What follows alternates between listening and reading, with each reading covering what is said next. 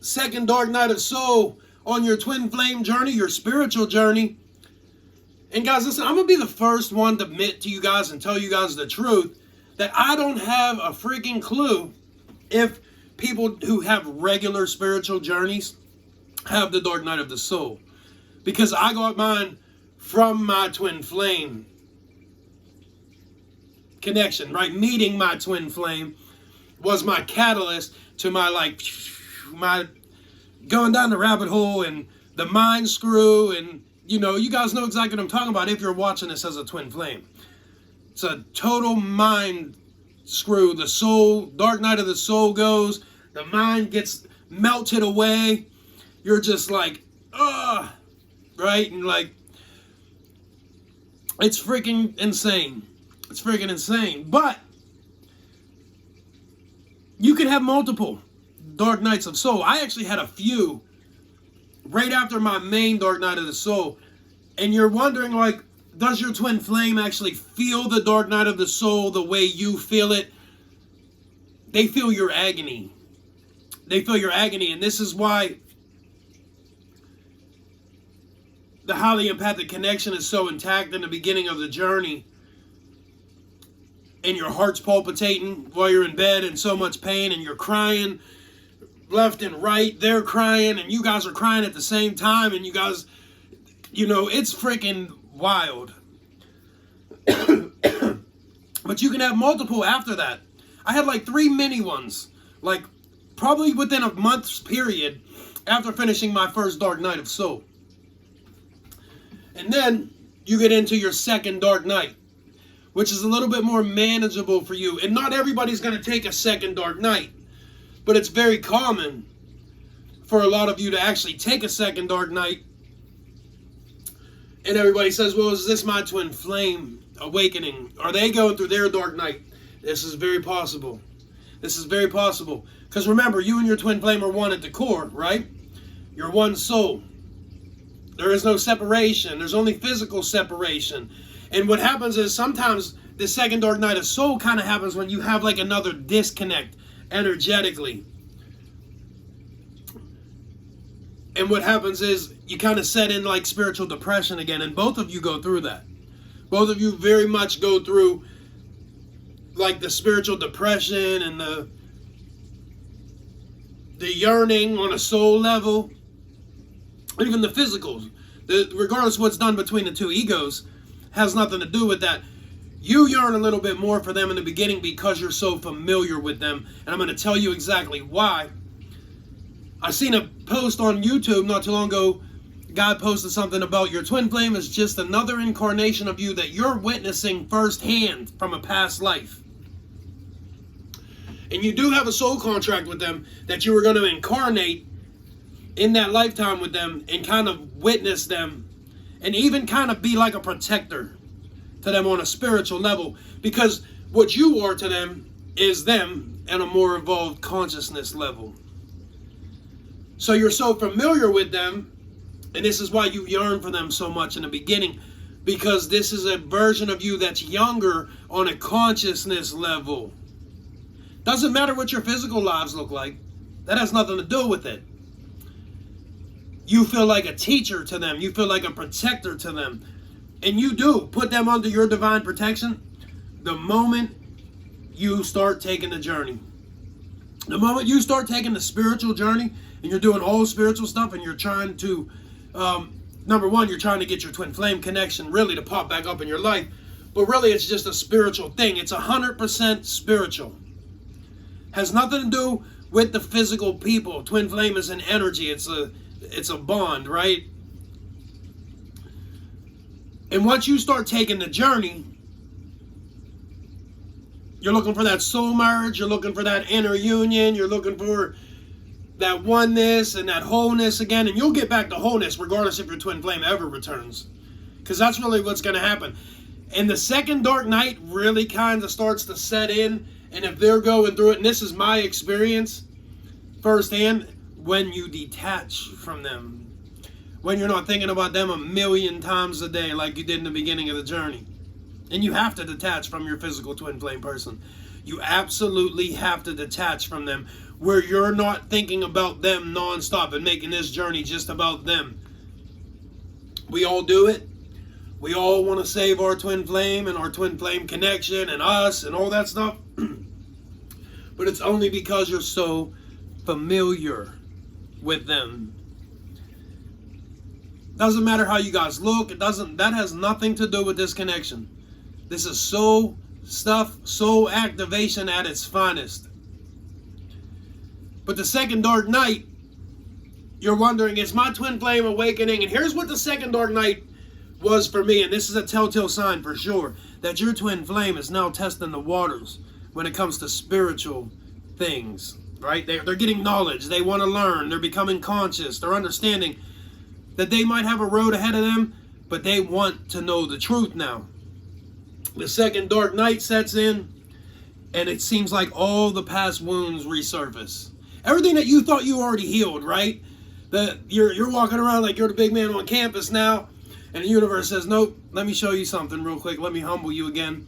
Let me melt your ego away just a little bit more. And the second dark night comes. And your past wounds again, right? And this is where they're telling you, using your feminine energy to heal your masculine, right? They're not telling you to send all your energy to your twin flame runner.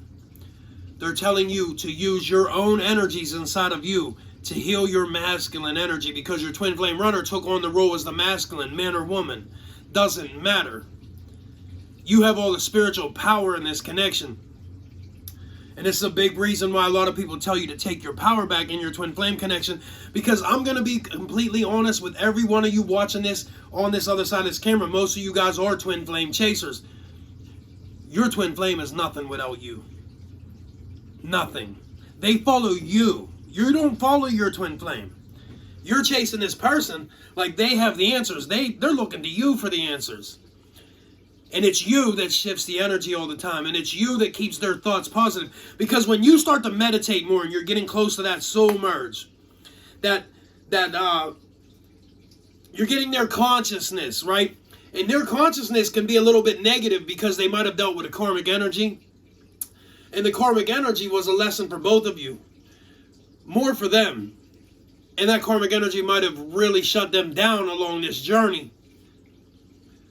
So their consciousness can be a little bit negative, and this can really affect you, and this can manifest on your body. So you have to be very careful. And I'll tell you guys how to really notice when your twin flame's consciousness is starting to get clearer and cleaner.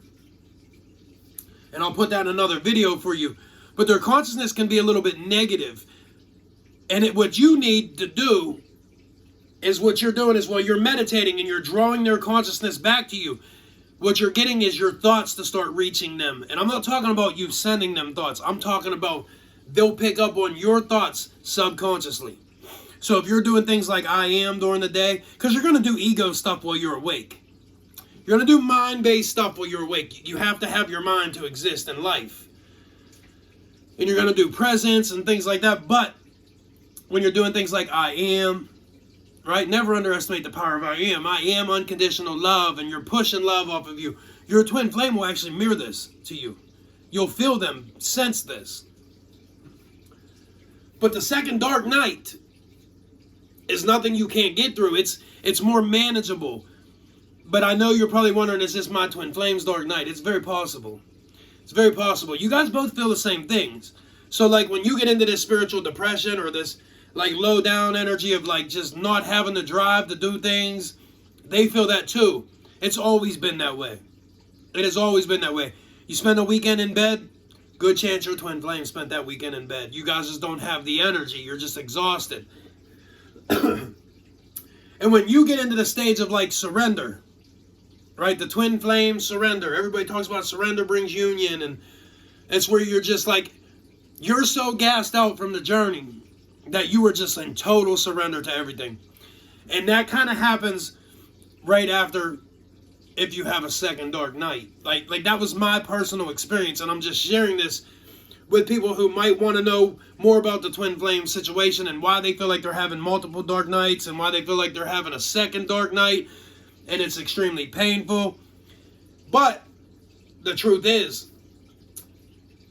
all that stuff really won't start to happen until you actually like literally start to detach from your physical twin flame. Because the more they start to feel you pulling away, the less resistance you have in this connection, the more they tug on you. And as I said before, if their consciousness is really close and you're getting close to that soul merge, because everybody talks about my twin flame runner was about to come back, I just felt like $1 million. It's not going to be that way for everybody. Everybody's journey is different. But you can clear their consciousness and you can help them by keeping your thoughts pure and you keeping positive. And you really want to change things and heal things in this connection the best you can. Change it to it. Right? Just call it it. What is it feeling and how can I heal it? Because that's what this is. This is an it thing. It just is. It's not about them or what are they feeling. How can I heal them? What can I feel and heal it? How can I heal it? Second dark night of soul. How do I get through it? You just kind of toughen the one out in the second one. It's not as agonizing as the first one. That first one is agonizing, right? You're laying in bed. You're crying left and right. They're crying. You're feeling that. You're in the shower bawling like a baby. You don't even want to go to work. You feel like your life is ruined, right? Everything that you thought was you has been melted off of you. And that's really what's happening. And transformation sets in.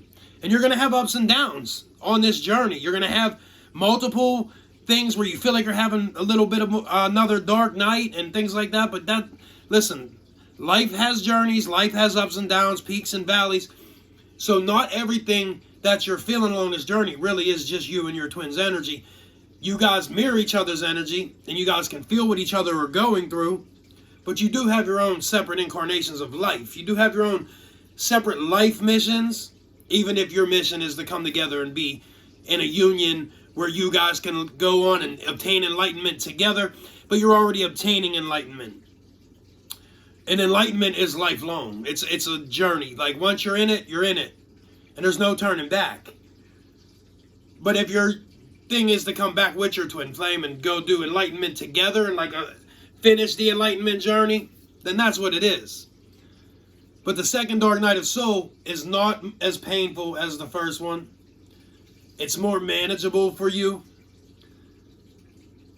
But it is a very, very good sign that it's very possible your twin flame has now gone through some sort of enlightenment or awakening, and they're starting to test the waters, especially if all the old wounds are resurfacing in you. The ones you thought you healed a year and a half, 2 years before that, when the separation physically first started.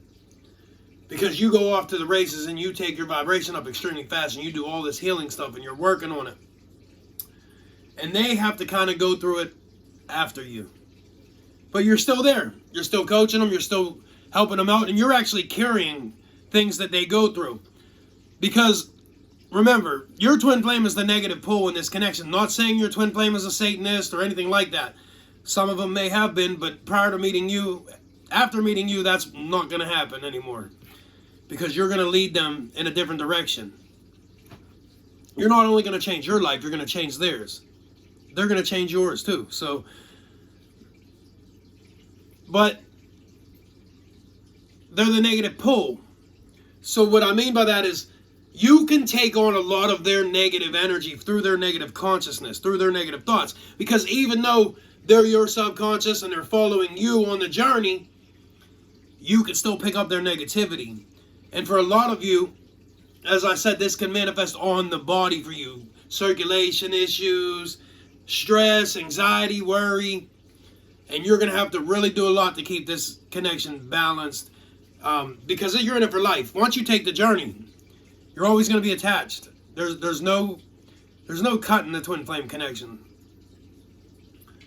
But you can get a lot of their negative energy and their negative unconscious thoughts and things like that. Does your twin flame know this consciously? No. Do they know it hurts your body? No. They don't know. And if they did, they wouldn't want to do it.